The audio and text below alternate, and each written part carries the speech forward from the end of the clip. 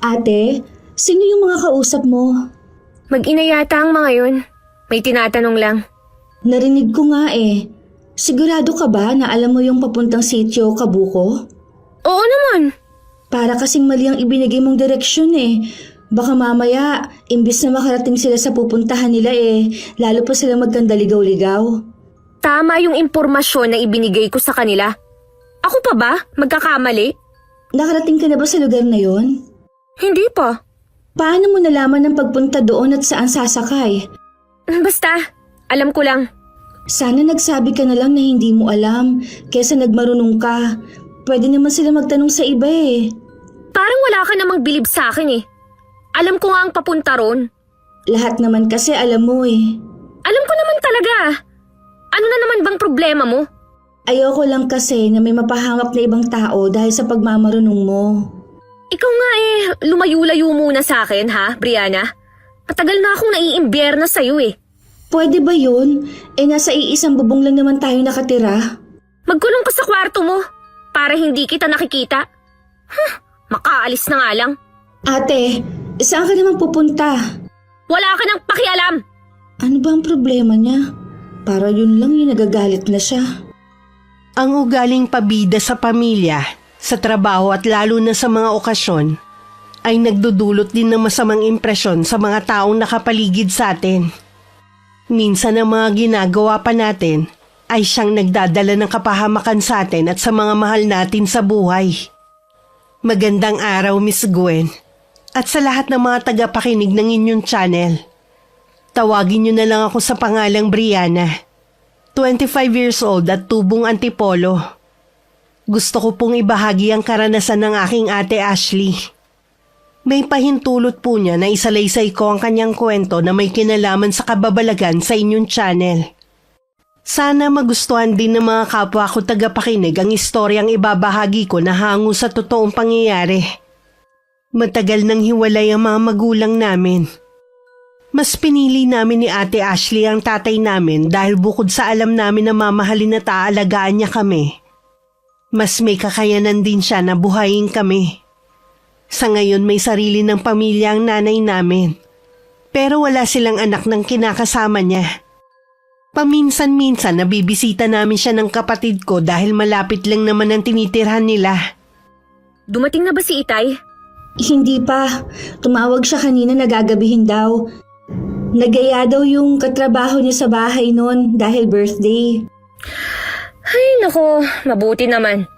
Akala ko, mauunahan ako ng pag-uwi ni Itay eh. Bakit ngayon ka lang kasi ate? Sabi mo sandali ka lang. Pauwi na nga sana ako. Kaya lang, nakasalubong ko yung dati kong kaeskwela. Ayun, niyaya muna akong magkape. Nagpaplano na pala silang magpakasal nung boyfriend niya. Talaga? Nakarating na ba yung kaibigan mong yun dito sa bahay? Naalala ko kasi mahilig ka magdala ng mga kaibigan at classmate mo dito sa bahay. Oo yata. Minsan nakarating na siya rito. Nabanggit nga niya na simple lang ang kasal na gusto nila dahil meron silang pinaglalaanan ng pera nila. Nagbigay ako ng suggestion para makatipid sila. Kaya napasarap ang kwentuhan namin. Ano naman ang alam mo sa paghahanda ng kasal? Lahat na lang talaga alam mo, no? Hoy, marami akong alam pagdating sa paghahanda sa kasal, no? Laking pasasalamat nga niya dahil nagkita kami. Kundi, namumroblema pa rin siya sa paghahanda niya. Sabi ko nga, tawagan lang niya ako kung meron pa siyang gustong malaman eh. Sigurado, ikaw na naman ang bida. Kesa naman sa maging kontrabida. Wala namang masama, basta talagang alam mo ang sinasabi mo. Ano nga pala ang ulam natin na niluto mo? Inadobo ko na yung natirang karne ng baboy sa freezer. Ay, bigla akong nagutom. Maghain ka na. Gusto ko nang maghapunan. Hindi na ba natin hihintayin si Itay? Sabi mo nga, mamaya pa siya. Baka nga hindi na rin yun makapaghapunan eh. Dahil lasing na siyang uuwi. Sige, maghahain na ako. Bata pa lang kami, bibo na si Ate Ashley kaya maraming natutuwa sa kanya. Hindi siya nauubusan ng tanong at mga kwento. Kabaliktaran niya ako na tahimik.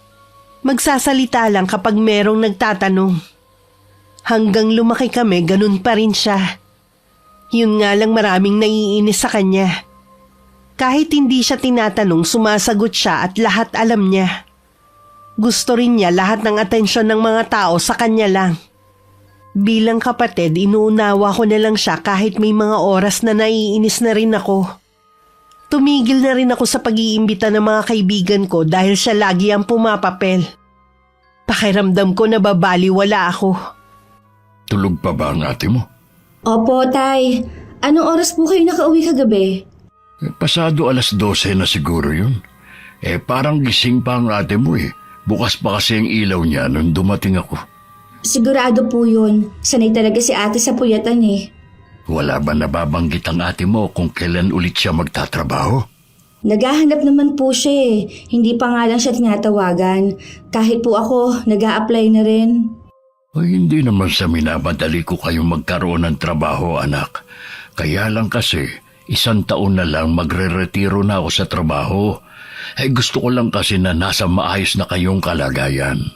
Naiintindihan naman po namin kayo ni ate. Huwag po kayo mag-alala. Bago pa kayo magretiro sa trabaho nyo stable na kami ni ate. Salamat, anak. Nag-almusal ka na ba? Opo, ipaghahain ko na po kayo. Siya nga pala, nabalitaan niyo na ba ng ate mo yung nangyari doon sa mag-inang Dayo? Natagpuan daw na wala ng buhay. Nagkamali daw ng pinuntahang lugar dahil yun daw ang itinuro nung napagtanungan. Sino po ang nagsabi sa inyo at kailan yan nangyari? Ang ninong Nelson mo nagsabi. Kasama ko siya kagabi sa inuman. Saan daw po ba pupunta ang mag-inang yun? Sa sitio Kabuko daw. Napunta naman sila sa sitio Bato. Palagay ng iba, baka daw na-hold up ng sinakyan na tricycle. Di ba nga, liblib na lugar na yun? Kawawa naman po pala sila. Oo nga Tanga naman kasi yung napagtanungan. Bakit maling impormasyon yung ibinigay? Baka hindi rin po alam at nagmamarunong lang. Kaya kayong magkapatid, ha? Huwag kayong magpapagabi sa labas. Delikado na ang panahon ngayon. Ang pinaka-late ko naman po ng uwi 6:00 kapag may lakad ako. Dapat po si ate ang pagsabihan ninyo. Pagsasabihan ko nga rin ang ate mo mamaya.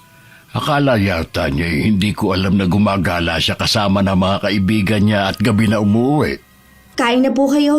Isasalang ko lang po ang mga marurumi nating damit sa washing machine. Matindi ang kabang nararamdaman ko mula nung banggitin ni Itay ang mag-inang natagpo ang wala ng buhay. Hindi kaya yun ang mag-inang kausap ni Ate Ashley? Nang hindi na ako nakatiis, pinuntahan ko na si ate sa silid niya. Yun nga lang humihilik pa rin siya. Siguradong mamayang hapon pa siya gigising. Lumabas na lang ako at tinuloy ko na ang pag-aayos ng labada. Ang Itay naman nagpaalam na lalabas muna. May kailangan lang daw siyang puntahan. Nang araw kasi na yon, day off niya at lagi talaga siyang lumalabas kapag walang pasok. Itinuon ko na lang ang atensyon ko sa ginagawa ko. Mabuti naman ate, gising ka na. Anong ulam? Nagugutom na ako Nagprito lang ako ng galunggong. Umalis na naman ba si Itay? Oo. Siya nga pala ate. May sasabihin ako sa'yo. Kanina pa nga kita hinihintay magising Anong sasabihin mo? Naalala mo ba yung mag-ina na nagtanong sa'yo nung minsan ate? Kung saan ang sitio, Kabuko? Oo. Anong tungkol sa kanila? Sabi ni Itay, natagpuan daw ang katawan nila na wala ng buhay. Sa sitio Bato daw sila napadpad, hinala ng mga tao. Baka hinold up na nasakyan nilang tricycle driver. Sigurado ka ba dyan? Oo ate, naligaw ang mag-ina dahil mali ang ibinigay mong direksyon. Alam mo naman ang kumakalat na balita tungkol sa sitio Bato, di ba? Doon nakatira ang lahat ng mga halangang kaluluwa. Ano? Baka naman nagkakamali ka lang sa balitang nasagap mo. Baka ibang mag-ina yun. Kung hindi ka naniniwala, si Itay na lang ang tanungin mo. Siya naman kasi nagsabi sa akin kanina Loka ka ba? Ayokong malaman niya na ako ang napagtanungan ng mag-inang yun. Hindi mo naman kasi talaga alam ang tinatanong ng mag-ina. Nagmagaling ka lang. Alam ko nga no, baka sila lang ang naligaw dahil hindi nila sinunod ang sinabi ko kung saan sila dapat sumakay. Sila pa talaga ang sinisi mo. Patay na nga sila eh. Alam nga namang sisihin ko ang sarili ko. Ikaw kasi kahit hindi mo alam, nagmamarunong ka masyado. Pwede ba, Brianna? Wala ka ng bukang bibig kundi yan. Talaga naman kasi na marami akong alam. Hindi lang ako nagmamarunong. O sige na, lahat na alam mo. Binabalaan kita, Brianna, ha? Huwag na huwag mong sasabihin yun kay Itay o sa kahit kanino. Dahil kung hindi, mananagot ka sa akin. Kahit naman hindi yun sabihin sa akin ni Ate Ashley, wala naman akong balak sabihin sa tatay namin ang tungkol sa bagay na yun. Kahit minsan nakakainis na ang ugali niya, hindi ko pa rin magagawang ilaglag siya. Yun na rin naman ang huling beses na napag-usapan namin ang tungkol sa bagay na yun. Gaya ng ibang balita, kusa na rin naman nakalimutan ang pangyayaring yun sa mag-ina. At ang kapatid ko, gaya ng dati, bida na naman sa usapan. Kasalukuyan kaming nasa birthday party ng pinsan namin. Ate, huwag mo namang agawan ng eksena ng birthday celebrant. Ano bang ginagawa ko, ha? Nagsasaya lang naman ako, Party to, di ba? Lahat na lang kasi nasa iyo ang atensyon. Dinig na dinig yung boses mo sa kabilang lamesa eh. Kasalanan ko ba kung di hamak na mas maganda ako sa pinsan nating may birthday, ha? Kaya nasa akin ang lahat ng atensyon ng mga bisita. Hindi lang yun. Alam mo ang isa nating pinsan ng MC. Bakit naman inagawan mo siya ng trabaho? Napakalamihan niyang mag-host eh. Walang kabuhay-buhay. Mabuti nga, ako na ang gumawa. Di sumigla ang party. Siya ang kinuha ni Ate Joyce na mag-MC sa birthday party niya eh. Gusto mo bang sumama ang loob ng mga pinsan natin sa'yo, ha? Sila na nga ang ginagawa ng pabor. Sila pa ba ang sasama ang loob? Baka gusto mong ikaw na lang din na mag-serve ng pagkain at inumin. Total lahat na gusto mong gampanan eh. Hoy Brianna, ano ba ang problema mo, ha? Panira ka ng gabi ko eh. Makaramdam ka naman sana. Kanina ka pa tinitignan ng masama ng mga pinsan natin. Sana pala, hindi na ako pumunta rito. Ayaw naman pala nilang nandito ako eh. Matuto ka naman kasing lumugar. Oo na! Diyan ka na nga! Naiiling na lang ako habang sinusundan ng tingin ng papalayong si Ate Ashley. Kaya ko lang naman siya napagsasabihan dahil sa mga sinasabi ng mga pinsan namin sa kanya. Binansagan na nga siya ng isang tiyahin namin na pabidang ate. Dahil siya ang mas matanda sa aming lahat pero siya na lang ang laging iniintindi dahil sa pag-uugali. Nang lumalalim na ang gabi, isa-isa na rin nag-alisan ng mga bisita. Maging ang pinsan naming may birthday nagpaalam ng magpapahinga. Nagpaalam na rin akong uuwi. Iniwan ko na ang ate ko na abala pa sa pakikipagkwentuhan sa ibang bisita. Umuwi ka na pala, hindi ka man lang nagpaalam. Busy ka pa kasi eh. Ayoko masira ang gabi mo. Napansin mo ba yung kausap ko kanina, ha? Yung matangkad na may dimple. Ang gwapo niya, no? Raven yata ang pangalan niya. Yun ang naniligaw kay Ate Joyce. Ah, talaga? Bakit wala naman siyang binabanggit kanina na nanliligaw siya kay Joyce? Bakit naman kailangan niyang banggitin sa'yo? Siyempre sa kanila na lang yun. Ang ibig kong sabihin, bakit buong gabi sa akin lang siya nakadikit? Hiningi pa nga niya ang Facebook ko eh. Ate, pwede bang wag mo nilang siyang pansinin pa? Baka mamaya niyan, magkaroon kayo ng hindi pagkakaunawaan ni Ate Joyce. Teka nga, bakit ba si Joyce ang inaalala mo? Ako ang kapatid mo. Ang sa akin lang naman, ayokong magulong samahan natin. Nasa mga pinsan naman natin yun eh. Marami na silang issue sa'yo. Kahit mga tiyahin natin, hindi na maganda ang tingin sa'yo eh. Huwag mo na sanang palalain pa. Basta, wala akong pakialam kung ano man ang opinyon nila sa akin. Ang tigas talaga ng ulo mo. Wala rin akong pakialam kung kampi ka sa kanila kesa sa akin na kapatid mo. Siyempre, sa'yo ako kampi. Dadalawa na nga lang tayo eh. Pababayaan pa ba kita? Ayoko lang kasing konsintihin ang mga mali mong ginagawa. Ay, nako. Ano ba ang gusto mong gawin ko? Iwasan mo na lang si Raven. Oo na, sige na. Hindi ko na lang siya papansinin kapag nag-chat siya sa akin. Ay, salamat naman at nakinig ka rin sa akin sa unang pagkakataon. Matulog na nga tayo. Inaantok na ako eh. Bukas na lang ulit tayo magkwentuhan. Nakahinga naman ako ng maluwag.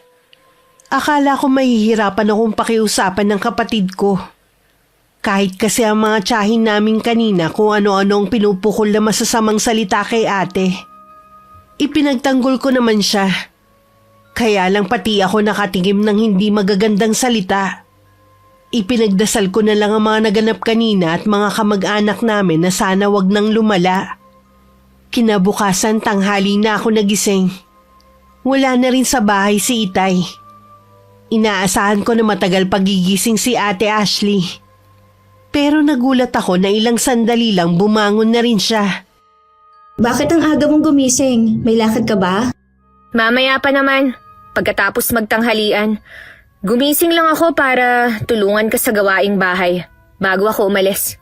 Himala yata. Kailan ka pa nagka-interes sa mga gawaing bahay? Wala naman sigurong masama, di ba? Tsaka, ako na nga pala ang magluluto ng pagkain natin. Nga sige, ikaw ang bahala. Magwawalis lang ako sa labas ng bahay. Hindi pa man ako natatagalan sa labas ng bahay, tinatawag na ako ng kapatid ko. Tinatanong niya kung saan nakalagay ang mantika, asin at mga rikado. Pumunta ako sa may pinto ng kusina at saka sumilip. Hindi naman ganun kalaki ang kusina natin para hindi mo makita ang mga hinahanap mo. Buksan mo ang mga cabinet. Nandyan lahat mga kailangan mo. Salamat sis. Hindi naman kasi ako laging nandito sa kusina eh. Pwede mo naman kasing hanapin kaysa magtanong na magtanong. Oo na. Ano ba yan? Binubukbok na pala ang mga cabinet dito. Dapat pinapalitan na ito ng Itay. Sinabi ko na yan kay Itay. Medyo mahal daw kung papalitan ng buong cabinet pero gagawa na lang siya ng paraan. Sobrang tagal na kasi nito eh. Mga bata pa tayo nung ipinagawa ni Itay ito. Ibig lang sabihin matibay ang gawa niyan. Naiwan na nga kita. Itutuloy ko ng ginagawa ko sa labas. May ilang beses pa akong tinawag ni ate bago ko na ituloy ang ginagawa kong pagwawalis. Patapos na ako noon nang maramdaman kong parang merong nagmamasid sa akin. Pag-angat ko ng mukha ko, isang matandang babae ang nakatingin sa akin. Nang mapansin niyang nakatingin ako sa kanya, bigla na lang siyang tumalilis ng alis. Sino kaya ang matandang yun? Kanina pa kaya siya nakatingin sa akin? Bahagya pa ako nagulat nang tawagin ako ni ate para kumain na. Habang nasa hapagkainan, kinuwento ko sa kanya ang tungkol sa matandang nakita ko. Baka magtatanong sana sa'yo. Tapos, nagbago ang isip. Kaya umalis na lang. Sa tingin ko kasi matagal na siyang nakatingin sa akin kanina. Tapos kakaiba ang pagkakatitig niya. Ewan ko ba? Bigla kasing nagtayuan ang mga balahibo ko sa batok kanina. Kalimutan mo na ang matandang yun. Hindi mo naman na siya makikita ulit eh. Oo nga, unang beses kasi nangyari sa akin Medyo kinabahan ako. Ay nako, kita pa rin nga ang pag-aalala sa mukha mo eh. Mamaya lang wala na to. Ay, siya nga pala. Ikaw nang bahala sa pinagkainan natin ha. Mag-aayos na kasi ako eh. Akala ko ba mamaya ka pa aalis? Kasi tumawag kanina yung kaibigan ko habang nagluluto ako na kung pwede agahan na lang namin ang pagkikita ngayon. Basta huwag ka lang magpapaabot ng gabi. Alam mo naman na delikado na ang panahon ngayon. Yun ang sabi ng Itay. Madilim na siguro ako makakauwi. Pero hindi naman ako aabuti ng hating gabi. Tatawag na lang ako sa'yo. Okay, sige. Mag-iingat ka. Ikaw ba, Brianna? Hindi ka ba naiinip dito sa bahay? Lagi ka na lang nakakulong dito eh. Akala mo lang hindi ako lumalabas. Pero pumupunta ako sa bahay ng mga pinsan natin. Mabuti ka pa. Kasundo mo ang mga yun. Mababait naman sila Kailangan mo lang matutong makisama. Magaling naman akong makisama. Sila lang naman tong maraming issue sa akin eh. Huwag na nga natin yan pag-usapan. O sige, baka masira pa ang araw ko. Maiwan na kita ha. Tapos na naman na akong kumain eh. Dahil wala ng kasalo, nawalan na rin ako ng ganang kumain. Inubos ko na lang ang nasa plato ko at saka na ako nagligpit. Si Ate Ashley naman makalipas ang kalahating oras na pag-aayos sa sarili, nagpaalam ng aalis. Iginugol ko naman ang oras ko sa paghahanap ng trabaho online. Umaasa akong sana matanggap na ako kahit maliit lang ang sahod. Hanggang mapagod, umidlip muna ako. Malapit na nun dumilim nang magising ako. Maaga rin dumating ang itay ng araw na yun. Ang ate mo, Umalis po siya kanina. Sabi ko wag magpapagabi. naghahanap kasi ng accountant yung kaibigan ko. Baka gusto niya mag-apply. Matagal na po naghahanap ng trabaho si ate. Sigurado susunggaban niya na yan. Sana nga tanggapin niya ang trabaho kahit hindi ganun kalaki ang sahod. Gusto ko na kasi maging abala na siya sa trabaho para hindi siya pinag-iinitan ng mga tiyahin niyo. Meron po bang sinasabi ang mga kamag-anak natin kay ate? Oo kinausap ako ni Tita Rose mo. Pangaralan ko raw ng magandang asal ang ate mo. Para namang kay babait ng mga anak niya. Si ate Joyce lang naman po ang mabait sa mga anak niya.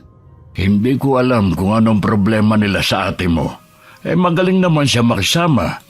Dahil ba dun kailangan nilang sabihan ng pabida ang kapatid mo? Kasi po tay, minsan sumusobra na rin po si ate Ashley sa ginagawa niya. Yung ugali po niyang yun ang dahilan kung bakit siya natanggal sa trabaho dati. Ha? Akala ko ba'y kusa siyang umalis dahil toxic ang mga katrabaho niya? Lahat na daw pinapagawa sa kanya kahit hindi na niya trabaho. Yun lang pong dahilan niya sa inyo para hindi kayo magalit. Kuya po ng classmate ko nagpasok sa kanya doon kaya ako po nalaman. Siya po ang toxic sa mga katrabaho niya. Ikaw ba'y may problema din sa ugali ng ate mo? Minsan po, kaya pinagpapasensyahan ko na lang po siya. Kahit ano naman po ang mangyari, kapatid ko pa rin po siya eh.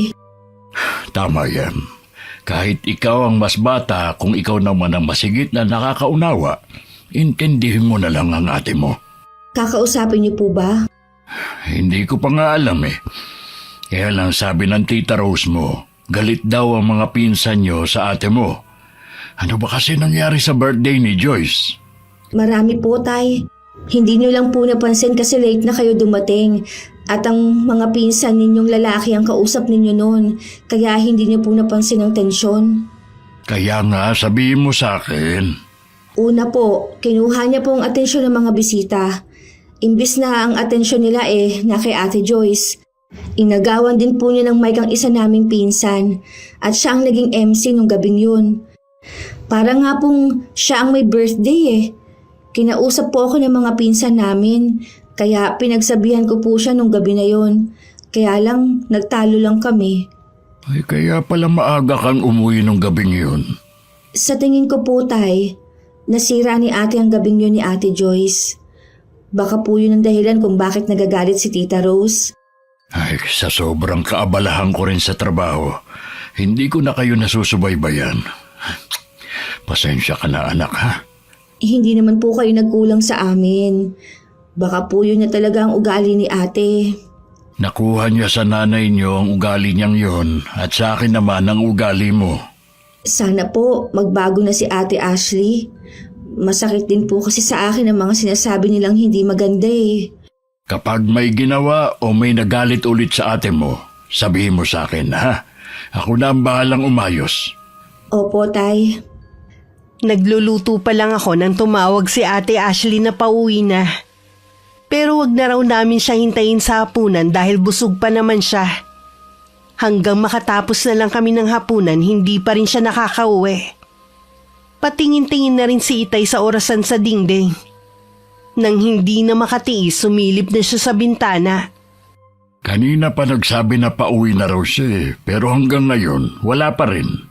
Ngayon lang naman po nangyari ang ganito. Kapag kasi tumatawag si ate na pauwi na, madalas nasa kanto na siya at nag-aabang niya ng tricycle. Tawagan mo nga ulit ang ate mo. Nag-chat na po ako sa kanya pero tatawagan ko na rin.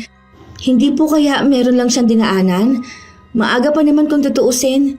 Sana tumawag uli siya kung malilate siya ng uwi. Ayaw pong sagutin ni ate. Lalabas muna ako. Dito ko na lang siya hihintayin. Ilang beses pa akong tumawag pero puro ring lang ang naririnig ko sa kabilang linya. Sumilip din ako sa labas ng bintana. Nakita ko din si Itay na hindi mapakali at palakad-lakad. Nang malobat ang cellphone ko, tinigil ko na ang pagtawag. Lalabas na sana ako ng bahay para samahan si Itay na makarinig ako ng humintong tricycle sa tapat namin. Pagsilip ko sa may bintana, si Ate Ashley ang dumating.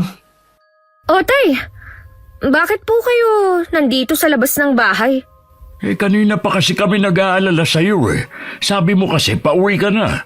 Pauwi na naman po talaga ako eh.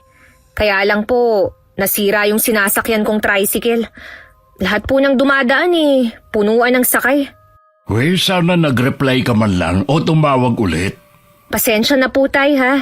Nasa bag ko kasi yung cellphone ko eh. Hindi ko na po talaga inilabas to. Dahil mahirap na. Lalo na nasa nakakatakot na lugar po ako. Nag-iingat lang naman po akong ma-hold up. Kumain ka na ba? Opo. Tara na sa loob. Meron din kasi akong sasabihin sa iyo. Ako na nagbukas ng pinto nang malapit na sila. Nakahinga naman ako ng maluwag nang makita kong ayos na si ate. Nang sulyapan ko si Itay, maaliwalas na ang mukha niya. Hindi katulad kanina na bakas ang pag-aalala. Baka nagugutom ka, ate. Ipaghahain kita. Huwag na sis. Busog pa ako eh. Titingnan ko mamaya kung magugutom ako. Ano nga po palang sasabihin niyo sa akin, Tay? Naghahanap kasi ng accountant ang kaibigan ko. Baka gusto mong tanggapin ang trabaho. Yun nga lang, maliit ang sahod kumpara sa dati mong pinapasukan na company. Sige po, Tay. Susubukan ko. Naiinip na rin po kasi ako dito sa bahay eh. Tatawagan ko ng kaibigan ko ngayon. Maiwan ko na muna kayo, ha? Talaga bang nasiraan lang ang sinasakyan mong tricycle? Ang totoo niyan, may nangyari. Ano naman? Habang namamasyal kami ni Raven, may biglang matandang lumapit sa amin. Hindi ko maintindihan ang sinasabi niya. Tapos nung nasa paradahan na ako ng tricycle, nagpakita na naman siya. Mabuti na lang, hindi pa umaalis si Raven. Nagpalipas muna kami ng oras hanggat hindi umaalis ang matandang yun. Sandali lang, ate. Magkasama kayo ni Raven? Akala ko ba, ate, nag-usap na tayo? Naiiwasan mo na lang siya alang-alang kay Ate Joyce. Ang kulit niya eh. Tsaka wala namang masama kung makikipagkaibigan siya sa akin eh. Ate naman, hindi na maganda ang tingin ng mga kamag-anak natin sa'yo. Wala akong pakialam sa kanila, no? Kailangan nating makisama para kapag nangailangan tayo ng tulong, pwede natin silang malapitan. Itaga mo sa bato, Brianna. Hindi ako hihingi ng tulong sa kanila. Huwag ka sana magsalita ng tapos, ate. Mabuti pa nga siguro. Putulin na natin ang koneksyon sa kanila eh. Sinasabi mo lang yan dahil kay Raven. Hindi mo malang naisip ang mararamdaman ng pinsan natin. Sinabi na ni Raven na wala na siyang interest kay Joyce. Mas di hamak daw kasi akong maganda, pala kaibigan, at nakasundo ko agad ang mga kaibigan niya. Hindi katulad ng pinsan natin. Masyadong mahiyain. Oh, bakit ka na naman umiiling-iling dyan? Wala. Hindi ko kasi alam kung hanggang kailan kita may pagtatanggol eh. Hindi mo naman ako kailangang ipagtanggol. Kaya ko ang sarili ko. Hindi na lang ako sumagot. Isa pa sa ugali ni ate ang hindi nagpapatalo kahit siya ang mali. Ilang sandali pa bumalik na si Itay na abot tenga ang ngiti. Masama naman ang tingin sa akin ni ate na parang wina-warningan ako. Nakausap ko na ang kaibigan kong si Ronnie. Bukas daw ng alas 9 ng umaga, pumunta ka na sa opisina niya, anak. Sige po, Tay. Pupunta po ako bukas. Matutulog na po ako, Tay. Inaantok na po kasi ako. Ang aga pa para matulog, ah. Mabigat po kasi ang pakiramdam ko eh. Itutulog ko na lang po ito, Tay. Sige. Magpahinga ka na nga. Mag-uusap lang kami ng ate mo. Good night po sa inyo. Ano kaya ang problema ng kapatid mo? Bigla siyang tumamlay eh. Baka nga po inaantok lang. O di kaya po naiinggit. dahil magkakaroon na ako ng trabaho. Ay, hindi naman kasi pwede ang kursong natapos niya sa trabahong inaalok sa iyo ng kaibigan ko. Tsaka bata pa naman po siya eh. Makakahanap din siya. Oo nga. Ay, paano? Magpahinga ka na rin. Sige po, Tay. Pinili na rin ni Itay na wag banggitin kay Ate Ashley ang tungkol sa mga reklamo sa kanya ng mga tiyahin namin. Umaasa kasi siya kapag nagkaroon na ng trabaho ang kapatid ko, magbabago rin ang ugali nito. Naisip niyang sa edad na 25, isip bata pa rin si ate. At hindi pa rin marunong magsaalang-alang sa nararamdaman ng ibang tao. Kinabukasan sinadya ko na tanghali na bumangon. Paglabas ko ng kwarto, wala na si ate at Itay. Hindi na talaga nag-aagahan si Itay sa bahay dahil libre naman ang almusal sa kumpanyang pinapasukan niya. Si ate naman madalang lang yung magluto. Dahil mag-isa lang naman ako, bumili na lang ako ng pandesal sa bakery na malapit lang sa amin. Pauwi na ako na makasalubong ko ang isang matandang babae. Parang pamilyar po kayo sa akin. Pasensya ka na, iha ko, natakot kita. Tama! Kayo yung matanda nung isang araw. Medyo natakot nga po ako sa inyo dahil sa paraan ng pagtitig ninyo sa akin. Taga rito rin po ba kayo? Nakatira ako sa sitio Kabuko. Araw-araw lagi talaga ako naglalakad para makalimot. Pasensya na po kayo, Lola. Tawagin mo na lang akong Lola Felipa. Lola Felipa, bakit po gusto ninyong makalimot? Dahil sa nangyari sa anak ko at apo. Ano pong nangyari sa kanila? Natagpuan silang patay sa tabing daan malapit sa kabilang sitio. Papunta sana sila sa bahay ko eh. Yun ang unang beses na makikita ko sana ang aking apo. Anak at apo niyo palang naging biktima ng hold-up. Nahuli na po ba yung suspect? Hindi pa, iha. Hindi na rin ako umaasa pa. Sa mga tulad naming mahihirap, wala naman talagang hustisyang nakakamit eh.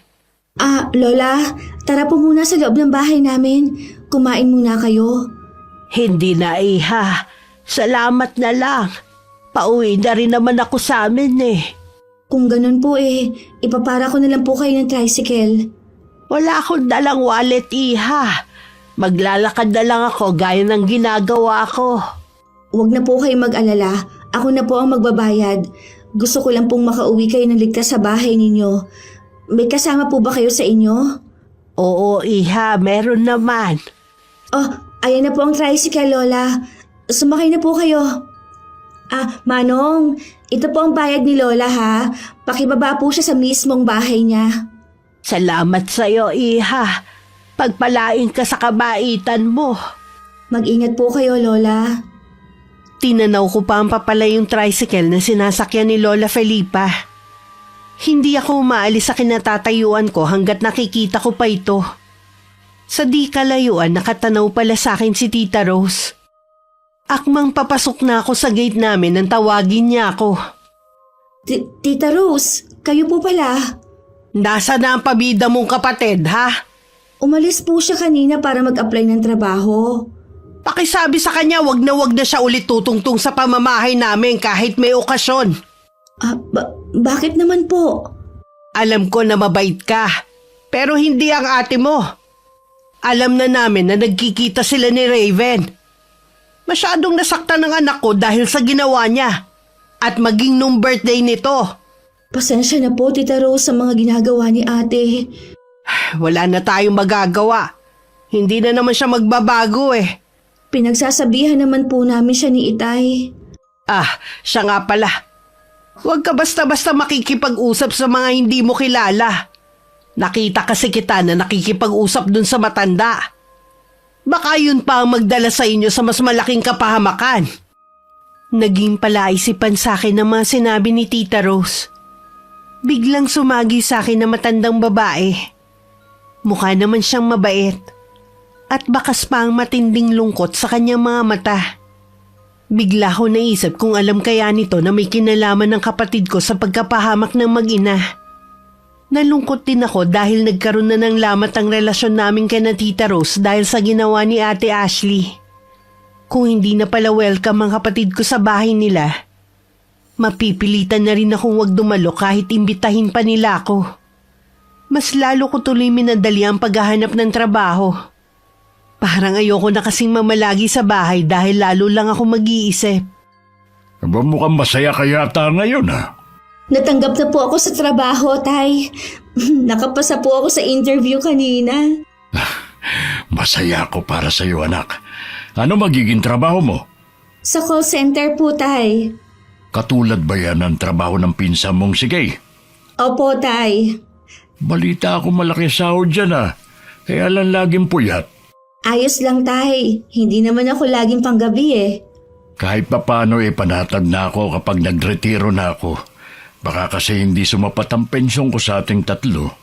Sabi ko naman po sa inyo, huwag niyo na kaming alalahanin ni Ate Ashley. Ay siya nga pala, birthday ng tito mo sa linggo. Pwede ba na kapag lumabas ka pakibili mo ako ng paboritong alak niya? Yan kasi yung re-regalo ko Tay, inimbita po ba tayo? Ay, hindi naman tayo ibang tao para hintayin pang imbitahan. Lagi naman tayong pumupunta sa kanila kapag may okasyon. Kasi po, Tay, nakausap ko si Tita Rose nung isang araw. Si ate ang hinahanap po niya, pero ako kasi ang nakita niya sa labas. Meron ba siyang sinabi? Hindi na daw po pwedeng pumunta si ate sa kanila kahit may okasyon pa. Nalaman po kasi nila na nakikita si ate at si Raven na naniligaw kay Ate Joyce. Ano bang kinagagalit nila? Nanliligaw pa lang naman pala yung lalaki sa pinsan mo Sa kwento po kasi ni Ate Joyce sa amin, balak na niyang sagutin si Raven sa birthday niya. Kaya lang po, wala nang ginawa si ate kundi umeksena. Hindi kasalanan ng kapatid mo kung bakit nabaling sa kanyang atensyon ng Raven na yun. Napakababaw naman ang kinagagalit ng tiyahe mo. Sa tingin ko po, nagpatong-patong na lang ang inis nila kay ate. Kung ayaw nilang papuntahin ng ate mo, hindi na rin tayo pupunta kahit kailan. Iyon naman po talaga ang tama. Tita Rose mo, nakikisali sa isyu imbis na paliwanagan si Joyce. Para namang mauubusan ng lalaki ang anak niya. Bali wala naman kay Ate Ashley ang nalaman. Samantala nung dumating ang araw ng linggo, ang daming chat sa akin ng mga pinsan ko kung nasa na daw ako. Sinabi ko na lang sa kanila na hindi ako makakapunta. Ilang beses din ako nagsorry sa kanila. Mga ganung okasyon lang naman kasi kami nagkakasama. Lalo na pare-pareho na kaming abala sa trabaho. Siguro, kinukulit ka na ng mga pinsan natin, oh. Oo, yun lang kasi ang pagkakataon naming magbanding Pwede ka namang pumunta kung gusto mo. Hindi na lang. Ayoko rin namang magalit si Itay. Ang dami pa nilang dahilan. Pero ang totoo niyan, natatakot lang sila na masapawan ko na naman. Sumusobra ka naman kasi sa pagiging pabida mo Kahit hindi ka kinakausap, sabat ka ng sabat. Kahit ng mga bata pa tayo, ganyan ka na. Noon, nakakatuwa ka. Pero ngayon kasi hindi na Alam mo, sumasabat ako dahil alam ko ang pinag-uusapan. Oo, alam mo. Kaya nga napahama ka mag-inad ng dahil sa'yo. Bakit ba kailangan mo na namang ipaalala ang bagay na yan, ha? Dahil nakilala ko si Lola Felipa. Siya ang ina at lola nung hinold up na mag-ina. Ano? May sinabi ka ba sa kanya, ha? Huwag ka mag-alala. Wala akong binanggit na kahit ano. Mabuti naman. Tsaka, hindi naman ako ang pumatay sa kanila. Kung hindi ka magbabago, mas marami ang maiinis sa'yo at mapapahamak. Pwede ba, Brianna? Total naman may trabaho na tayo pareho. Huwag mo na nga akong pakialaman. Mag-focus ka na lang sa trabaho. At ganun din ako. Ganun na nga ang ginawa ko. Bihira na rin kami magpansinan sa loob ng bahay. Wala naman napapansin ang aming ama dahil abala rin siya sa trabaho. Palaging nag-overtime si Itay dahil katuwiran naman niya. Ilang buwan na lang magre-retiro na rin siya. Lihim din ako nakikipagkita sa mga pinsan ko. Namimiss ko kasi ang banding namin na parang magkakaibigan. Dahil hindi nagkakalayo ang mga edad namin. Hindi ko lang akalain na katagalan mabubuko ko ni ate. Akala mo yata, hindi ko malalaman. Lihim kayong nagkikita ni Joyce sa labas. Ate, Huwag ka nang magtangkang magsinungaling. Nakita ko kayo sa isang fast food. dati pa naman namin yung ginagawa eh. Sila ang masasabi ko na malalapit kong kaibigan. Di ba nga? Ang sabi ni Itay, lumayo ka na sa kanila. Ipapaliwanag ko kay Itay. Alam ko maiintindihan niya ako. Sige, tingnan natin. Sabay pa kami napalingon ni Ate Ashley nang bumukas ang pinto at pumasok si Itay. Salubong naman ng kilay ng aming ama dahil sa nadatnan niyang parang nagtatalo kami. Nagtatalo ba kayong magkapatid? Ito po kasing si Brianna eh. Nahuli kong nakikipagkita sa mga pinsa namin. Alam naman niyang pinagbawalan niyo siya.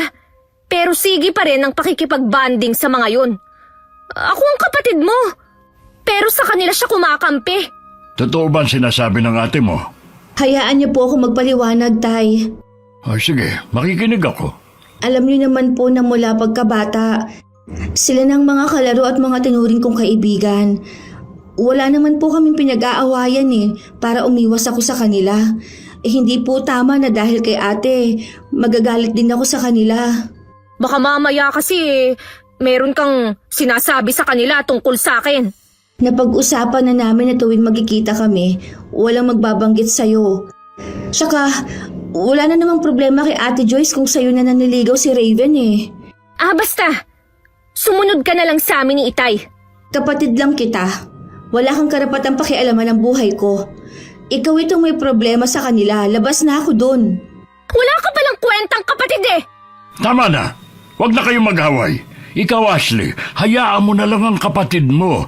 Pero Tay, Hindi naman porket nakikipagbanding pa rin si Brianna sa mga pinsa mo eh. Hindi mo na siya kakampi. May kasalanan ka rin naman kasi. oo na. Kasalanan ko na naman. Ang ibig ko lang sanang sabihin, matuto kang lumugar lalo na kapag may mga okasyon. Galit sila sa akin dahil hindi kasing talino ko ang mga pinsan ko. Alam naman namin ang kapatid mo na matalino ka talaga. Wala kang dapat patunayan kahit kanino. Bahala ka na nga sa buhay mo, Brianna. Huwag ko lang talagang mababalitaan na meron silang sinasabi sa likod ko. Sinisiguro ko sa'yo ate na walang sinasabi laban sa'yo. Alam kong galit pa rin sa akin si ate. Hindi ako sanay na para bang laging may pader sa pagitan namin. Kaya ako na ang unang lumapit sa kanya pero umiiwas siya. Napansin na rin yun ni Itay dahil kahit sa kanya umiiwas si ate. Para din kaming hangin na dinadaan-daanan niya. Ilang buwan pa lang si ate sa trabaho niya pero pagdating ko sa bahay nadatnan kong nagtatalo sila ni Itay. Ano pong nangyayari dito? Huwag kang mangialam dito. Isa ka pa eh. Eh bakit ka ba nagagalit ha? Brianna, iwan mo muna kami ng ate mo. Meron lang kaming mahalagang pinag-uusapan. Sige po, Tay. Hindi man lang kita nakitaan ng pagsisisi sa ginawa mo. Wala naman po akong ginagawang masama eh. Anong wala? Nakakahiya kaya yung ginawa mo sa meeting nila. Hindi ka naman kasama doon. Gusto ko lang naman pong makatulong sa kaibigan nyo. Kaya lang nga hindi ka nakatulong. Palpak ang ginawa mo. Nagbakaw tuloy ang investor dahil sa'yo. Galit na galit ang kaibigan ko at baka masira ang pagkakaibigan namin nang dahil sa'yo. Sorry, Tay. Hindi ko naman alam na ganun ang mangyayari eh. Wala na tayong magagawa. Humingi ka na lang ng tawad sa ginawa mo. Hindi na po ako babalik dun. Wala na akong mukhang ihaharap sa kanila. Sige, ako na lang makikipag-usap sa kanya. Naiiling na lang ako matapos ko yun marinig. Hindi na rin naman ako nagulat dahil gawain na niya yun kahit noon pa. Hindi ko nga lang maintindihan kung bakit parang hindi nadadala si ate. May napahamak na nga, hihintayin pa ba niya na may mapahamak ulit dahil sa kanya? 1 linggo nang tambay si Ate Ashley sa bahay. Hindi ko alam kung may balak pa ba siyang mag-apply ng ibang trabaho. Habang nasa sala ko, nilapitan niya ako at kinausap. Hiring ba sa inyo, sis? Ha? Hindi ko alam eh. Bakit? Mag-a-apply sana ako eh. Sige. Magtatanong ako. Nakakainggit ka kasi dahil Ang laki ng sahod mo. Yun nga lang, laging puyat. Ayos lang yan. Basta kumikita. Siya nga pala. Pasensya ka na sa akin, ha? Ayos lang, te. Sanay naman ako eh. Promise, aayusin ko na ang trabaho ko. Hindi na ako magmamagaling kahit na magaling naman talaga ako. Ate, kung gusto mo talaga magtagal sa trabaho, hindi lang dapat sa trabaho magaling, kundi kung paano mo ilulugar ang sarili mo para wala kang maapakang tao. Oo na. Gusto ko na rin namang maregular sa trabaho eh. Gusto ko kasing makaipon. Kaya mo naman yan. Oo nga pala. Saan mo nabili yung cellphone mo? Sa mall. Ako, dapat nagsabi ka sa akin. May alam ako na maganda tsaka mura lang na bilihan ng cellphone. Sigurado na napamahal ka pa dyan. Okay na rin na sa mall ako bumili. Baka kasi maloko pa ako at peke ang mabili ko kung basta na lang akong bibili sa labas. Alam ko naman kung sino ang mga legit na seller, no? Sayang din kasi yung matitipid mo sana eh. Ganito na lang. Kapag may kakilala ka na gustong bumili ng cellphone gaya ng sayo, sabihan mo ko, ha? Oo, te. Maiba nga pala ako. Nakikita mo pa ba yung matandang sinasabi mo? Oo, naglalakad siya minsan. Madalas ko siyang makita kapag papasok na ako sa trabaho. Hindi kaya may sira yun sa utak? Bakit siya lakad ng lakad? Mukha namang matino si Lola Felipa dahil nakausap ko siya. Kahit ano naman ang gawin niya, hindi na maibabalik ang mag-inang yun. Alam naman niya yon. Hindi nga lang ganun kadaling tanggapin dahil pagkatapos ng ilang taon, noon lang sila makikita ng kanyang anak at unang beses din niyang makikita ang apo. Ang malas naman niya pala. Malas talaga dahil ikaw ang napagtanungan. Ito naman eh, huwag mo na nga akong sisihin. Ang sabihin mo, hanggang dun na lang talaga ang buhay nila. Hanggang ngayon, naaawa pa rin ako sa kanila. Lalo na dun sa matanda. Sige, hindi na kita aabalahin sa pamamahinga mo. Nang pumasok ako sa trabaho, nalaman kong hiring ang kumpanya namin. Nagtanong na rin ako sa HR kung pwede bang mag-apply ang kapatid ko. Pwede naman daw pero hindi kami pwedeng magka-team. Kailangan hiwalay ng department. Habang pauwi ako, bigla ako natakam sa pianono. Kaya naman sa may bakery na ako bumaba para bumili. Doon lang kasi nakakabili nun at bihira sa ibang bakery. Malapit na ako sa bahay nang makita ko nagtatalo ang kapatid ko at si Tita Rose. May mga kamag-anak naman na umawat sa kanila. Ano ba ang nangyari, te? Hindi ako ang nag-umpisa. Si Tita Rose ang bigla na lang lumapit sa akin. Noon pa, galit na siya sa akin eh. Sana hindi ka nalang sumagot. Tsahin pa rin natin siya. Respeto na lang sana. Napuno na ako sa kanya eh. Nananahimik na nga ako eh. Narinig ko na nagbanta siya sa'yo. Baka mamaya sa sobrang galit niya ano na ang magawa niya sa'yo. Hindi naman ako natatakot sa kanya, no? Subukan niya lang talaga. Ano ba kasi ang pinagmula ng away niyo?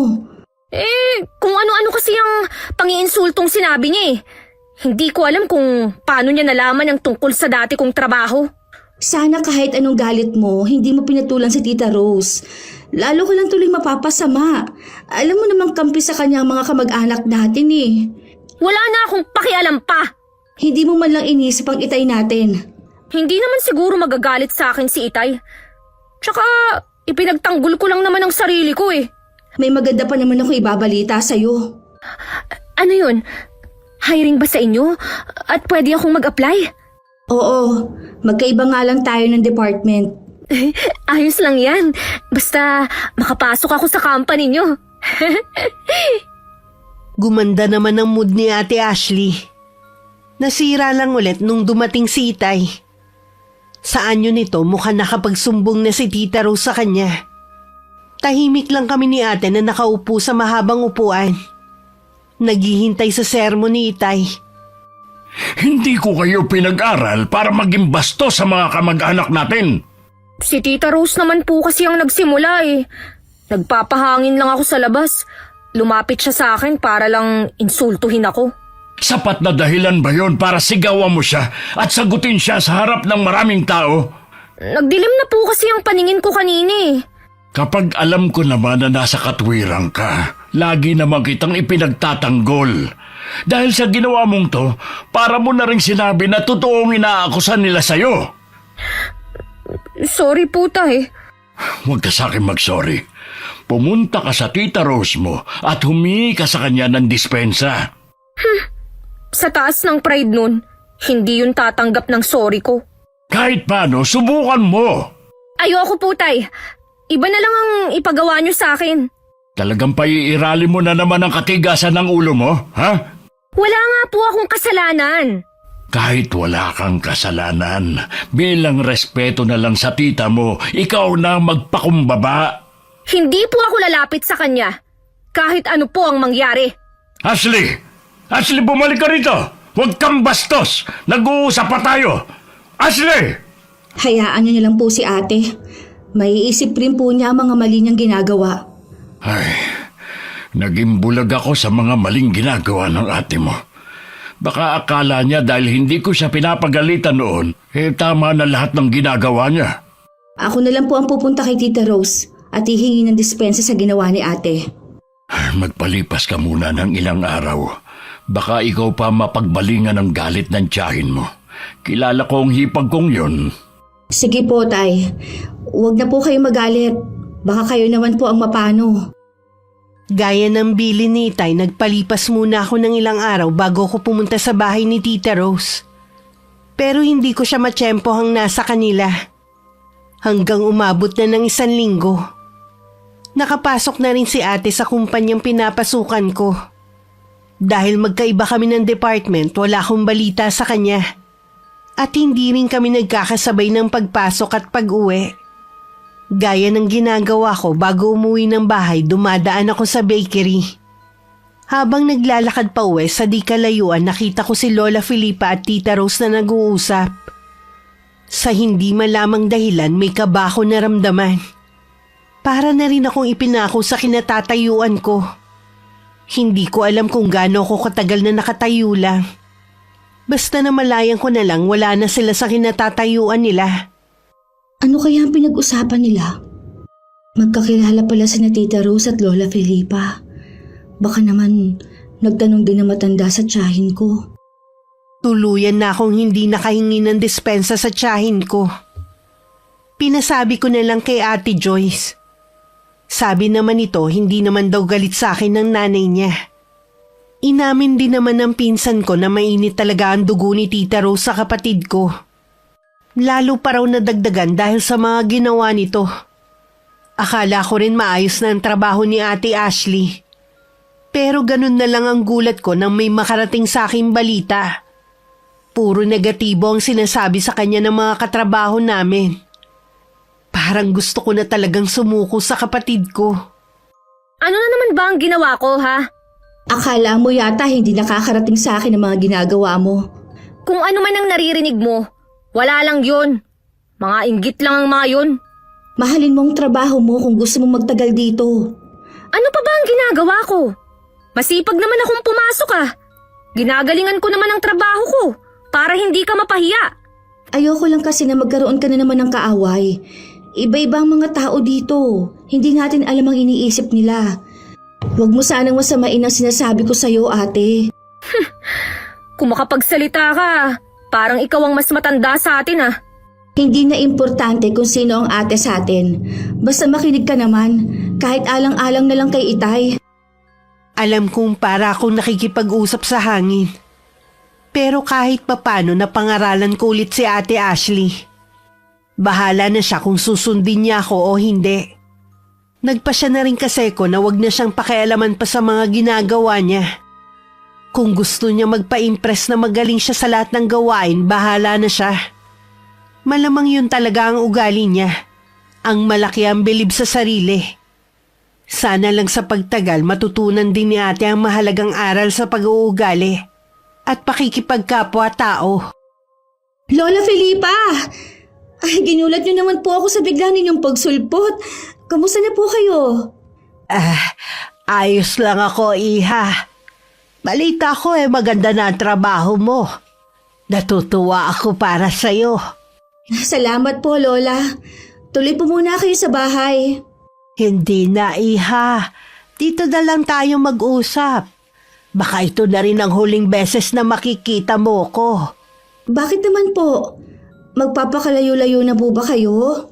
Napapagod na kasi ko Gusto ko na lang pumirmi sa bahay ko. Ganun po ba? Nalulungkot naman po ako dahil hindi na tayo magkikita. Lagi kang mag-iingat ha. Kayo din po, Lola Felipa. Mag-iingat din po kayo.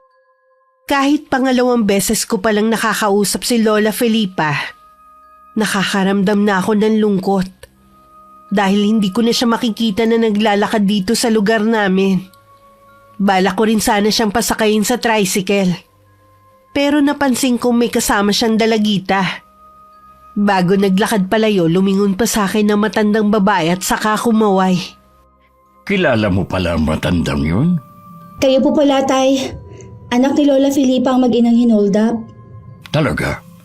Kaya siguro bigla na naman siyang lumabas sa bahay niya. Matagal na kasi nung huli ko makita ang matandang yun Paano niyo po siya nakilala taga-sitio Kabuko po si Lola? Dati ang nakatira dito bago sila lumipat ng sitio noon. Ganun po ba? Ay maiba nga pala ako. Kumusta ang ate mo sa trabaho? May mga naririnig po ako na hindi maganda. Pero ayoko naman pong makialam sa kanya. Matanda na po siya para malaman ang ginagawa niya. Oo nga. Alam ko nahihirapan ka na sa pakikisama sa kapatid mo. Sumobra naman po ang bilib niya sa sarili niya. Kaya akala niya lahat ng bagay alam niya na. Umaasa pa rin ako na balang araw magbabago din ang kapatid mo. Dahil abala o sadyang hindi ko lang pinapansin si Ate Ashley, tanging si Itay lang ang nakakapansin sa biglang pagbaba ng timbang ng kapatid ko. Hindi na rin nakatiis si Itay na hindi siya kausapin. Dahil pakiramdam niya may sakit na si ate. Ashley, may sakit ka ba na hindi sinasabi sa amin? Wala po, Tay. Bakit yun naman naitanong? Ang laki kasi ng ipinayat mo Para kang hindi kumakain. Ano ba kayo, Tay? Ayos lang po ako. Bakit hindi mo tignan na sarili mo sa salamin na makita mo ang itsura mo? Lagi naman po akong nananalamin Ang nakikita ko po ang napakaganda niyong anak. Naisip ko na baka hindi hiyang sa'yo ang trabaho mo ngayon. O baka pinababayaan mo na sarili mo. Hindi po Ayos lang po ako. Huwag na po kayong mag-alala. Tsaka kapag may nararamdaman naman po ako na hindi maganda sa katawan ko, ako na mismo ang pupunta sa doktor. Tumango na lang si Itay. Pero hindi pa rin siya mapanatag sa nakikita sa itsura ni Ate Ashley. Noon ko lang din napagtuunan ng pansin ng kapatid ko. Nang banggitin ni Itay na parang may sakit nga si ate. Hindi ko po kasi napapansin kung meron bang pagbabago kay ate Sigurado ako na may sakit ang kapatid mo. Kung hihipan ng hangin ng ate mo, siguradong matutumba siya. Pilitin na lang po natin siya magpa-check up. Kung kinakailangan po, a-absent ako sa trabaho. Ako na lang ang sasama sa kanya. Ang kailangan lang makumbinsi natin siya. Sige po, kakausapin ko po siya kapag dumating mamaya. Salamat anak ha. Sobra na kasi ako nag-aalala sa kapatid mo Hindi rin natuloy ang plano kong pakikipag-usap kay ate. Isang katrabaho kasi namin ang tumawag sa akin para sabihing isinugod ang kapatid ko sa ospital. Dahil bigla na lang nahimatay sa trabaho. Pagdating sa ospital, wala pa ring malay si ate. Mula nang dumating kami, hindi na umalis sa tabi niya si Itay. Noon ko lang din napansin na butot balat na lang si ate. Hindi nga maikakaila na may sakit siya. Ano kaya ang sakit ni ate? Malalaman natin kapag lumabas na ang laboratory test niya. Hindi kasi ako naniniwala na wala siyang sakit. Sana lang hindi malala. Magiging maayos din po ang lahat. Magtiwala lang po kayo. Oo, anak. Siya nga pala. Tawagan mo rin ang inay mo. Kailangan niya malaman na nasa ospital ang kapatid mo. Sige po, Tay. Lalabas lang po ako sandali. Sa hallway ng ospital ko na lang tinawagan si inay. Kasalukuyan pala silang nasa bakasyon ng kinakasama. Sinabihan ko na lang siya na maayos na ang kalagayan ni ate. Para hindi na siya mag-alala pa at baka bigla pa silang umuwi. Maya-maya lang tinapos ko na rin ang pakikipag-usap. Nakita ko kasi ang doktor na tumitingin kay ate. Baka dala na niya ang resulta ng lab test. Hindi nga ako nagkamali. Pero nagtataka kami sa naging resulta. Nag-request pa nga si Itay na kung pwedeng ulitin ang test kay ate. Dahil doon mas lalo pa kami nagtagal sa ospital. Bakit hindi pa tayo pwedeng umuwi? Wala nga sabi akong sakit eh. Hihintayin lang natin ang resulta ng lab test mo. Duda kasi ako sa unang resulta eh. Mabuti na yung makasiguro tayo bago umuwi. Oo nga ate, konting tiis na lang. Pagbigyan mo na kami ni Itay ha. Ano pa nga bang magagawa ko? May gusto ka bang kainin? Bibili ako sa labas. Kahit ano po, bahala na kayo. Sige, maiwan muna kayo rito ng kapatid mo. Ikaw na muna ang bahala sa ate mo ha. Opo tay. Sis, talaga bang sobrang payat ko na? Oo, para ka ng kalansay. Tama nga palang sabi sa akin ng mga kasamahan ko sa trabaho. Pero bakit ganun? Tuwing tumitingin naman ako sa salamin wala naman akong nakikitang kakaiba. Ganun pa rin naman ang nakikita ko. Hindi kaya may diferensya na yung mga mata mo? Malinaw pa ang mga mata ko, no? Ang inaalala ko, baka matanggal ako sa trabaho nito. Ang isipin mo na lang te, mas importante ang kalusugan mo. Kung kailan nagugustuhan ko na ang trabaho ko, tsaka naman nangyari to. Isipin mo na lang na may dahilan ng lahat ng ito. Anong dahilan? Para parusahan ako?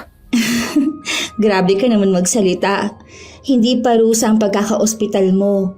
Lahat ng mga tao dumadaan sa ganitong problema. Ewan ko ba, Brianna? Ganun ang nararamdaman ko eh. Nang lumabas ulit ang resulta, walang pinagkaiba sa una.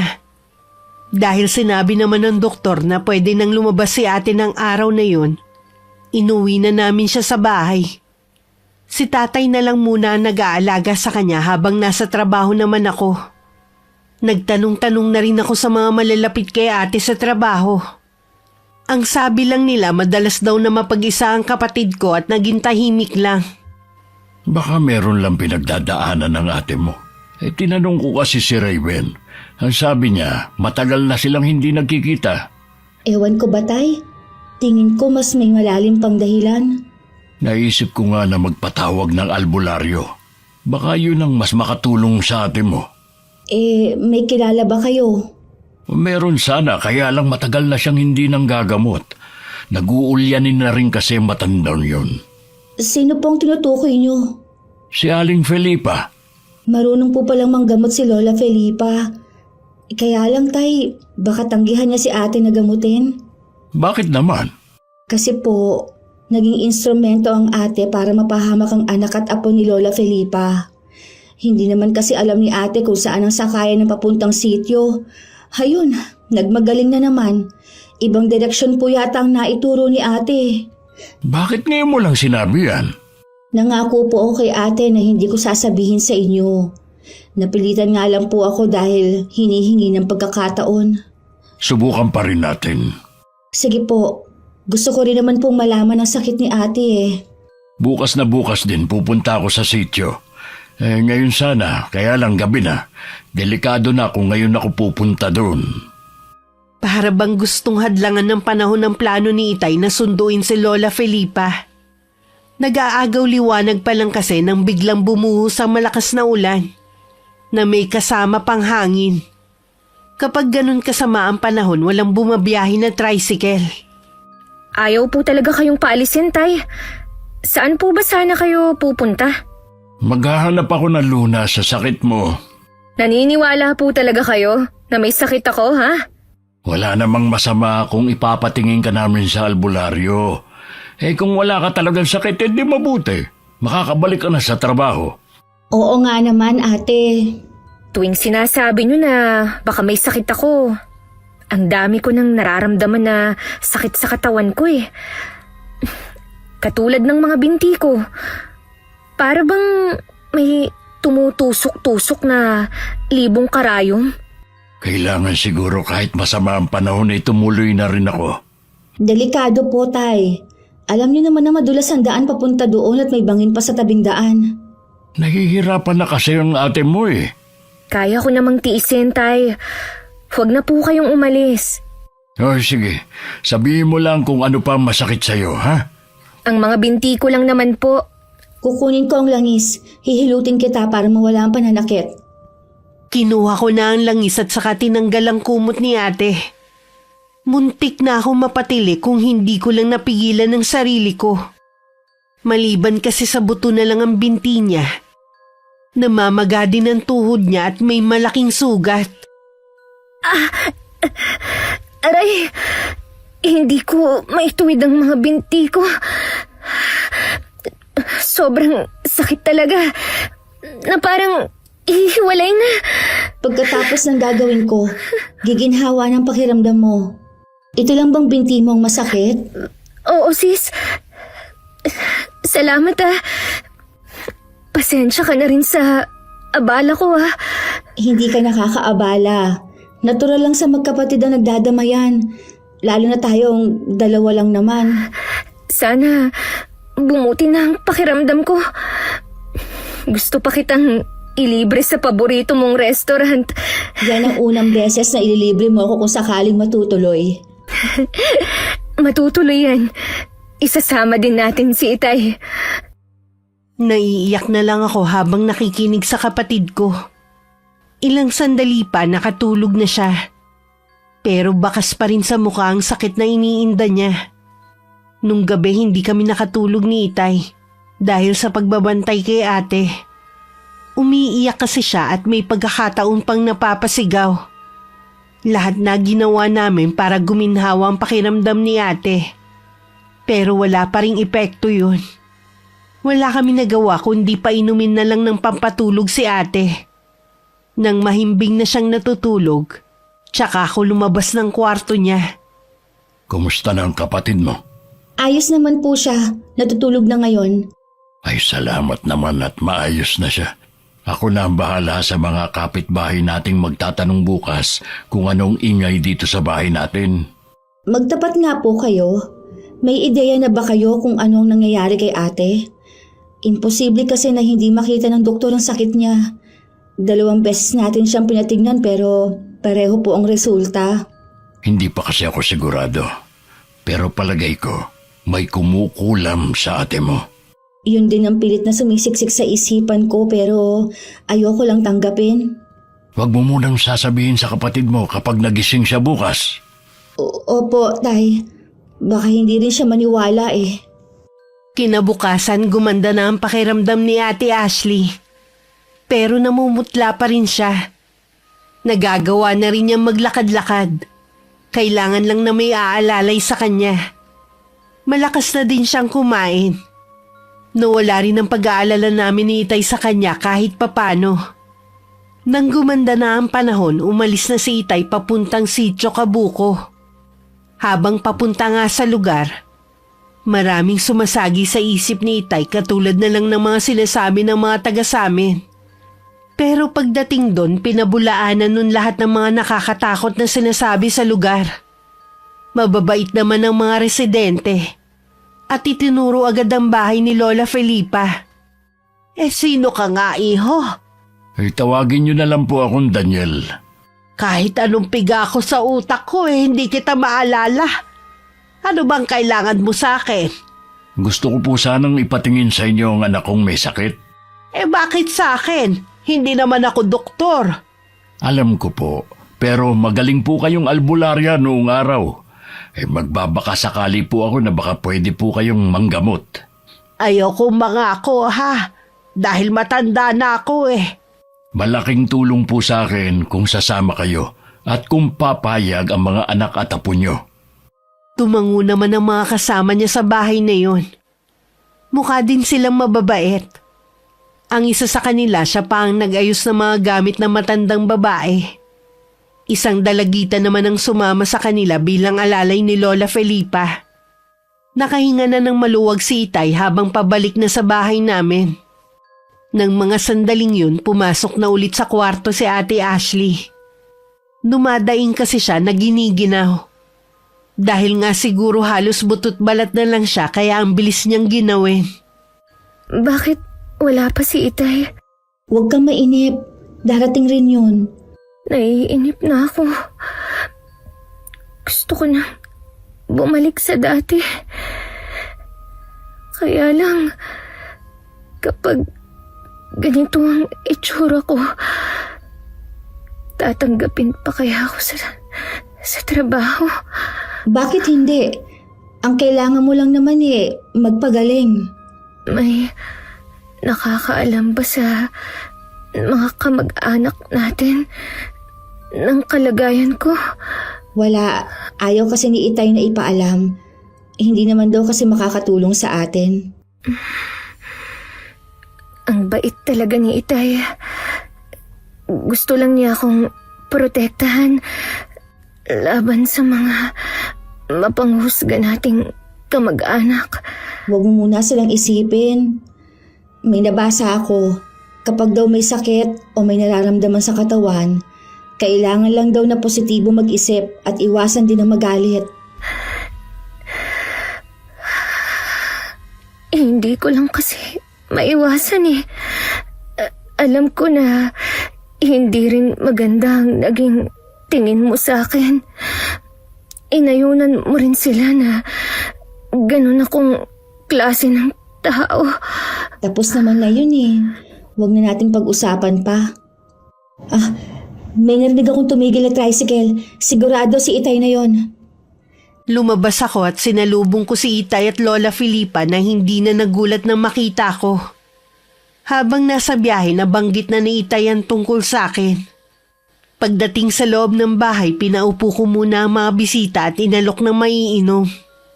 Maligamgam na tubig lang ang hiningi ng matandang babae.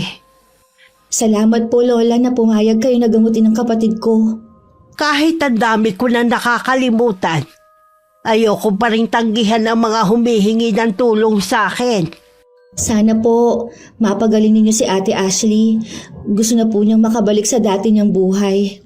Gagawin ko ang lahat. Nabanggitan ng Itay mo na nagkakahinala na siya kung anong karamdaman ng kapatid mo. Tayo na, puntahan na natin siya. Iginiya ko na si Lola Felipa sa kwarto kung saan naroon ang kapatid ko. Nakasunod naman sa amin ang dalagitan niyang apo.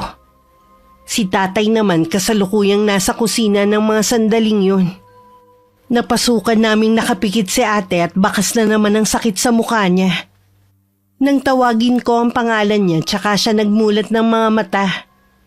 Biglang nanlaki ang mga mata niya nang makita si Lola Felipa. Anong ginagawa ng matandang yan dito? Paalisin mo siya!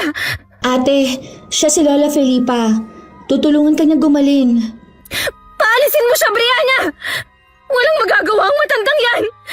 Siya ang kunikwento ko sa'yo na matanda na naggugulo sa akin habang kasama ko si Raven! Natatandaan ko na nga. Pasensya ka na iha sa inasal ko noon ha. Gusto ko lang naman kasing alisin ng itim na mahika na bumabalot sa'yo noon na pwedeng magpahamak sa'yo. Sinungaling! Lumayas ka rito! Huminahon ka naman ate. Huwag ka sumigaw dyan. Kung gusto mo akong huminahon, palabasin mo siya rito! Nasaan na ba si Itay? Bakit niya hinayaan na makapasok ang matandang yan dito sa kwarto ko? Lalabas muna kami ng apo ko. Bumalik na kayo sa pinanggalingan niyo! Ate, ayaw mo bang gumaling ka, ha? Doktor ang kailangan ko at hindi ang matandang yon. Siya ba ang sinundo ng Itay? Oo, siya nga. Hindi ako makapaniwala na magagawa ni Itay na ipagkatiwala ako sa isang matandang baliw. Ate naman, nasa labas lang sila. Baka mamaya marinig ka. Wala akong pakialam! Lagi ka namang ganyan. Sarili mo lang ang iniisip mo eh. Samantalang ikaw naman ang may kasalanan kung bakit ka nagkakaganyan. Hindi ko naman ginusto na magkasakit ako ah! Hindi nga, pero dahil sa ugali mo. Kaya merong kumulam sa'yo. May nagbigay sa'yo ng sakit. Kaya sana naman makipagtulungan ka na para gumaling ka na. Sabi ko na nga ba? Yun din ang naiisip ko. Kung ganun, tatawagin ko na si Lola Felipa. Ayoko nga sa kanya! Namimili ka pa talaga. Tanging siya lang ang makakatulong sa'yo.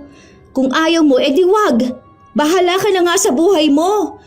Hindi mo man lang iniisip ang kapakanan namin. Gusto mo bumalik sa normal ang buhay mo. Ganon din kami. Gusto ko na rin makapagtrabaho. Walang magagawa ang pag-iyak mo. Kailangan mo rin tulungan ang sarili mo. Sa inis ko, iniwan ko si ate na umiiyak. Siya na nga ang gusto naming tulungan, siya pa ang nag-iinarte. Nasa sala pa rin si Lola Felipa kausap ni Itay. Naupo ako sa tapat nila. Nagpaalam naman si Itay na kakausapin ng kapatid ko. Ashley, Itay! Paalisin niyo na ang matandang yun! kalimutan mo muna ang ginawa mong kasalanan sa kanya. Ang importante, gumaling ka. Alam niyo na po. Oo, kahit si Aling Felipa, isinantabi muna yun dahil gusto niyang tulungan ka. Paano po kung hindi niya ako mapagaling? Magaling si Aling Felipa, magdiwala ka sa kanya. Nalaman na nga niya kung sino ang nasa likod ng nangyayari sa iyo. Talaga po? Sinong kumulam sa akin? Ang tita Rose mo. Ganun ba kalaki ang galit niya sa akin? Ang hiling lang ni Aling Felipa, magtiwala ka sa kanya na mapapagaling ka. Opo, Tay. Papapasukin ko na siya. Ilang sandali lang pumasok na rin si Lola Felipa. Umiwas ng tingin si ate. Dahil hindi niya matagalan na matiim na titig ng matanda sa kanya. Umupo siya sa tabi ni ate at sakay nilabas ang maliit na botelya na pinaglalagyan ng espesyal na langis. Inilabas din ito ang pulang panyo na merong nakabalot sa loob. Alisin mo lahat ng pag-aalinlangan sa puso mo. Ibigay mo lahat ng pagtitiwala mo. Opo. Ikaw na nasa likod ng pagpapahirap sa dalagang ito. Alam ko na ang kaanyuhan mo at kung sino ang nag-utos sa'yo. Bawiin mo ang sumpa sa kanya o ibabalik ko sa'yo. Kaninong boses yun? Nakakatakot! Kung ganon, ayaw mo makipagkasundo na lang sa akin para lubayan ang dalagang ito. Wala na akong magagawa kung yan ang gusto mo. Inumpisahan ng bigkasin ni Lola Felipa sa wikang Latin ng orasyon na madalas niyang ginagamit para ibalik sa kalaban ang sumpang iginawad kay ate.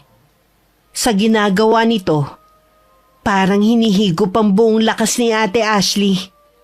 Nawalan siya ng malay dahil hindi na niya kinaya. Patuloy naman ang manggagamot sa kanyang ginagawa. Hindi ko siya isusuko sa'yo! Kahit buhay ko pa ang maging kapalit! Naiyak naman ako dahil sa kabila ng nagawang kasalanan sa kanya ni ate. Ginagawa pa rin niya lahat para lang gumaling ang kapatid ko. Lumipas ang ilang oras, naririnig pa rin namin ang orasyon ni Lola Felipa. Mukhang hindi rin sumusuko ang kumukulam kay ate. Bakit hindi pa niya pabayaan ng ate? Sa tindi ng galit niya, gusto pa niyang pahirapan ang kapatid mo. Ang sama naman niya. Bakit ganun si Tita Rose? Hindi naman siya mismo ang gumawa. Nagbayad lang siya para pahirapan ang kapatid mo. Sa pagkakataong ito, siya ang sumisira ng samahan ng pamilya natin at hindi si ate. Naalala ko tuloy ang pagbabanta niya kay ate. Ito pala ang plano niya. Palagay ko hindi rin niya inaasahan na ganito ang mangyayari. Baka gusto lang niya naturuan ng leksyon ng kapatid mo pero hindi niya alam kung gaano kadelikado. Kahit ano pa po ang dahilan niya, hindi pa rin tama ang ginawa niya. Uy, saan ka pupunta, Brianna? Babalik din po ako kaagad. Pinuntahan ko ang bahay ni na Tita Rose pero wala siya doon. Nagtataka naman si Ate Joyce kung bakit ko hinahanap ang nanay nila. Pinili ko na lang na manahimik. Wala namang kinalaman ng mga pinsan ko sa ginawa ng kanilang ina. Hindi na kailangan na madamay pa sila. Pakisabi na lang kay Tita Rose na sana maayos na ang gusot sa pagitan nila ni ate. Pamilya pa rin tayo. Hindi tama na nag-aaway tayo dahil lang sa maliit na bagay.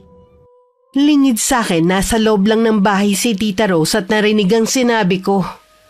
Sa isip niya nagpapasalamat siya dahil hindi ko siya ibinuko sa mga anak niya. Sa kabilang banda, naiintindihan ko rin siya dahil sa pagmamahal niya sa kanyang mga anak.